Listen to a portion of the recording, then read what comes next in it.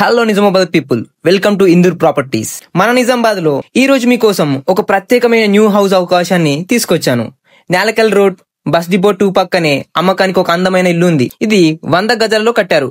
2 BHK, ఉత్తరం తూర్పు facing, south gate. వాస్తు ప్రకారం ప్రతి అడుగులోని శాంతి ఉంటుంది, పాజిటివ్ ఎనర్జీ ఉంటుంది. ధర కేవలం 48 లక్షలు మాత్రమే. నెగోషియేషన్ ఉంటుంది. మీరు ఓనర్ తో మాట్లాడుకుంటే రేట్స్ తగ్గుతాయి. లోన్ కూడా అందుబాటులో ఉంది.